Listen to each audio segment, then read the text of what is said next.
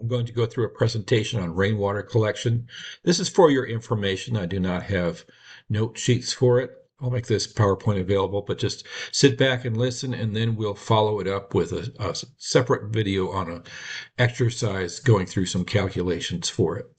So rainwater harvesting or rainwater collection just means capturing rainwater. I showed you before, I mentioned about Sri Lanka. Also in India, they collected the rainwater. So it's an ancient technology. And rainwater collection, rainwater harvesting, technically that could be any kind of storm water that you take. I'm going to focus on the roof collection of rainwater. So we can use this water for, mostly it's used for landscaping, for irrigation. Here's a shot from a Walmart experimental store in Texas. And actually I worked on a system for a Sam's Club in Fayetteville, Arkansas, I'll show you about later. So the idea of what Walmart is doing other places is that they're going to use this rainwater for irrigation and cut down the amount of municipal water they have to use for irrigation. There are some systems that use gray water usage. That usually means from washing. There are also a few places that will use the toilet water. So it's essentially have a wastewater plant on site and then use that water. The roof water can be used with some treatment for a potable water source. That's less common with the gray water or the toilet water. So you can reduce the runoff that way and the not point source pollution, increased infiltration, and then a lot of these are motivated by reducing the use of municipal water. And the economics of that depend on how expensive your municipal water is. So it's a traditional method, especially in the tropics. It's used around the world today. You see quite a few applications in Germany and Australia and in India. And in the US, it's used more in arid regions. And as I mentioned, Walmart is doing this on a few of their stores. And then I actually took this photo in Belize. This is a wooden tank, the ancient kind of tank they had there, well, ancient, 100 years ago or so, that everyone pretty much had collecting rainwater. And you see it used less now, although most all over the world, actually, many houses have tanks up on their roof or up on their house that will either collect rainwater, and usually they have a municipal water running through there, so they can have that water available when when their water is off or the pressure is low. So this can be done at any scale. If you look up information on rainwater harvesting, it's usually talking about at a household level. So a lot of the instruction there is for doing one at your household for your own irrigation. It can be done in commercial buildings. I'll give you a couple examples of that. Been done on a neighborhood scale, one example of that, or in the village. It's promoted. Maybe I've mentioned, but maybe I haven't. That I work in international in developing communities, and it's proposed on a village scale. It's usually not really economic that way, but it is a alternative at a village scale, and even on a watershed or regional scale to use it more. So I like this diagram just showing what's involved in it. This one is instructions, and they're saying the adults should be cleaning the roof, but you keep your roof clean. You go down, you have some type of separator, separate out the leaves. You have a first flush diverter. I'll mention those later. And then you have the storage from it. And then if you're going to use it for potable water or for some clean water uses, you need to disinfect it. So this is another diagram of a system where you can have this one is collecting it in underground in a cistern, and then they pump it up to the overhead tank, and they clean it along the way in a sand filter. You can also use this for recharge, for infiltration, for the extra water. My wife grew up part of the time in the hills of Jamaica, and at their house there, they had a rainwater collection system that ran to a cistern underground where they got their water out of. So that's fairly common. I'll go through a couple of higher tech examples. One is a building on a naval base in California and another one in Australia. And then I'll mention a neighborhood in Santa Fe, New Mexico, that as part of their neighborhood, they had rainwater collection systems on each house. So this is a shot of the sketch of the building on the naval base in California. And this was 13 inches rain per year, fairly arid. It's about 1/4 of what I have here at my house. And part of it you'll see in these systems, they want to reduce the water demand. So it's a situation where water is in tight supply. So they actually capture the rainwater and did reuse the gray water. No, I'm sorry, saying this again. So they capture the rainwater and reclaim the washing water, and they use that for toilet flushing. They did treat it with ozone. So with this, using their rainwater for and their reclaimed washing water for toilet flushing, they were able to reduce their potable water usage by more than 90%. Here's a building in Australia. The average rainfall 21 inches a year, so about half of what it is in northwest Arkansas. This building in Australia, they were, by using the rainwater and by using low flow devices, they were actually using 90% less water, or 10% of what a typical building would use. And actually, in about half the years, the only water they used from the municipality was for testing the sprinkler system. So they're hooked up to the municipal water because they need that for fire and other emergencies. So here's a diagram of the system here. They have roof capture of rainwater, siphonic collection system that gets it off faster. We use that in our Sam's Club system. Storage tank, they do have filtration and UV sterilization. They are hooked up to the mains, the municipal system, although they don't use it most of the time, and they have water efficient fittings. And as such, they're able to reduce their water use by quite a bit. There was a neighborhood in New Mexico, again, quite arid, and they had gray water and rainwater collection systems. I'm going to show you just a diagram of the rainwater collection system. They said, and this was I got this at a conference years ago, said $3,000 per household. That seems low, but I'll take their word for it. So they have the gutters are hooked to, they take the water to a tank that's underground. Overflow actually goes out to the orchard. They have the switching based on the level, goes through a little filter, and then it's pumped to a manifold that'll take it to the different irrigation areas. So they were able to use, I think it was about, they were able to reduce municipal water use for irrigation by quite a bit. And they did have irrigation. So you can see this is one of the houses here. They have a nice little garden there. So they do use the water. A couple of mechanical things you need for rainwater collection is first flush diversion, and then you may or may not need filtration. So first flush diversion, what we're talking about here is when it first starts raining, you have all the bird poop and leaves and stuff like that on the roof, and you don't want that going to the tank that you're going to use for whatever you're going to use it for. And so you have there's a couple different versions of this. A common way of doing it is having a pipe, and then when that fills up, then it starts overflowing to your system. So it comes in, fills up this pipe, overflows to the system. You might have a ball in there to see the little stopper there, so it'll stop it off and send it off there. And then you might have the bottom here a little bit open, so it'll slowly leak out there. So when it starts raining, this fills up, and then it won't stay full forever. You can also do the same thing just by going out and switching it yourself. So if you just do your household system, it might be that way. But it's pretty simple to have a first flush diverter. Here's another photo of one. So the rainfall comes down here.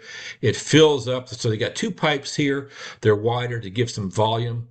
So when that volume fills up, this backs up, and then it comes out and goes into their system that they use for the rainwater. And then these can be emptied out. And again, they might have small holes there to let it out slowly, but they can be emptied out, cleaned out. You can also have filters in your system. There are a number of different ways to do this. This is one where you have the water comes down and actually filters out through the side. So you have these screens here in it, and then the water goes down, and then the filtered water goes to the side. You can also have a vortex filter. This is to use a number of different technologies, but you can do that for your rainwater. So you can have inline filters to filter that water out, and that's going to get out the leaves and junk. And so you're not quite at a potable water system there, but you can get a lot of the stuff out. So there are technologies out there to do it. All right, I'm going to talk about a project I did in, gosh, is it 20 years ago now? But the we did invited by a pastor in the Amazon region of Colombia. The pastors that are in his kind of network of pastors down there out in the villages had a lot of issues with waterborne diseases, and he's wanted to know what to do. So we came up with a rainwater system. I went there, and it's like, well, there's lots of clean water falling from the sky. Why don't we use that? So came up with a system where we collected the rainwater off roofs, put it through a filter, sand filter, and then storage tanks. So where we were actually is the Rio Loretoyacu. It's a tributary of the Amazon in Colombia. I'll show you the next slide here where it is. And then that year, actually went 3 years in a row to do stuff, but that year I went with John Lawrence, an engineer from the University of Arkansas, got his master's there, works in there in Fayetteville. And then we got authority and funding from the governor of the state of Amazonas, Colombia, and we built systems there in that trip on 5 villages, Tacuna villages in Colombia. And we built these on schools and health clinics. So the idea was to provide really super clean water compared to what they had for those special situations. So again, here is if you look at Colombia, there's a little tip of Colombia that hits the Amazon River, Brazil here, Peru, across the river, and then up the river a bit. So we were in this tributary here. We were based out of Jaime Useche, the pastor, he's based out of Leticia, Colombia. So the first one we built here, this is a health clinic, and we were setting this up. We had this wood. Actually, we just tell the guys we want some beams and some 2x4s and stuff, and they're like, okay, and they head off to the jungle with chainsaws, and they come back with this. And it's really hard wood. Anyway, so the way the system's supposed to work is you have a collection tank, and then this is a sand filter tank, actually a biosand filter. And then this third one's supposed to be lined up right there. But after we had these 2 already built, they said, oh, actually, we want to be able to. So the idea was it was going to be accessed from this deck here. We want to also be able to access it from the ground. So we moved it down here, and then had to do this little doodad to this little snorkel thing to keep this tank from emptying out, to keep it as a biosand filter. And I can talk more about that if you're interested in it. But so that was our first system. That was in a village called San Juan de Soco. It was 145 people or so in 30 families. Next place we went was Puerto Rico. This village, its villages are very close to each other, but they're still, each has, any community, they have kind of their own personality and of the group. And these people are really especially precise. And this one actually went on the resident of the health worker. He already had a rainwater tank here. So we built our system there. So we doubled the storage here. And then this is the sand filter. And then this is the collection tank at the end that they get out of. So this is John Lawrence, a colleague, posing with the children of the village there. There's another village here called Dos de Octubre. it's interesting because it had a woman chief. This is the chief of it. This is Jaime Oseche. He was, I knew him from, he comes, spent about half the year up in Fayetteville. Well, not quite. His family spent about half the year up in in Fayetteville, Arkansas. He's from there in Columbia. He's a little guy up in Fayetteville, but he's normal size down there. But there's me and John there. So we built this system here, and you can see collection tank, filter tank, and then we take the water out of. And then finally, and then not finally, but there's another village called Villa Andrea. Uh, Gregorio, who worked for Jaime, is Gregorio here. He went ahead of time to arrange this all up to the villages that found villages that want us to come there. And there was a school teacher that wanted us to come and put a system on the school, but the rest of the village kind of didn't like us. And they resurrected a rumor that two large white guys are going around collecting people's heads. Two large white guys going around collecting. Anyway, and then a boat came to pick us up and take us to the next village, and they told them that we didn't want the boat anymore, so we had to hitchhike on the river, which is why there's a photo here. You just stand at the river and wait till a boat comes and you flag them down. So get a ride to the next river. Anyway, we did build the system on the school. So that's here. It's the same as the other one: collection tank, filtration tank, and I should call this something service tank or something. And then this village was a little larger and more developed, called San Francisco. They're also not real friendly, but there was a Catholic school that again ahead of time Gregorio arranged that they wanted us to come. And they already had a system, rainwater system, to flush their toilets, which were in this building here. They're collecting off the school here. And so we built our system, added our tank to their tank, so it's in parallel with them. And then gets clean water off of there. So this system has these tanks. I think they had 4, so we added to it 5 tanks, and those used for the toilets. And then some of it comes down through the filter, and that can be used for drinking water. And I hope so if there's a leak in this system, it'll also drain out all their toilet water, but I think they can figure that out. So just a couple shots of us. This is Gregorio. He was at the first village. He bought this little marmoset monkey. I don't know if that's legal. There's John with some bananas, and then some of the fish there and the jungle birds that we ate. This is what whatever the river we were on, the creek, looked like this at that time of year. And then we'd go down there and bathe in the evenings, and they'd be catching piranhas down there, which are harmless. And then this is the Amazon River itself. Another example, the Walmart. This is on a Sam's Club in Fayetteville. It's part of their site sustainability. I was on a task force for that. And the system, after iterations, we came up with a system. It's collecting water from 64% of the roof. It's 2 tanks, rainwater tanks, totaling 71,000 gallons, and it's going to be used for irrigation and for cooling. And then for the air conditioner, condensate is added to the system. So previously it just ran off onto the parking lot. They kept saying it has to pencil out, it must pay for itself. I don't think it really does, but and then it was designed before, well, a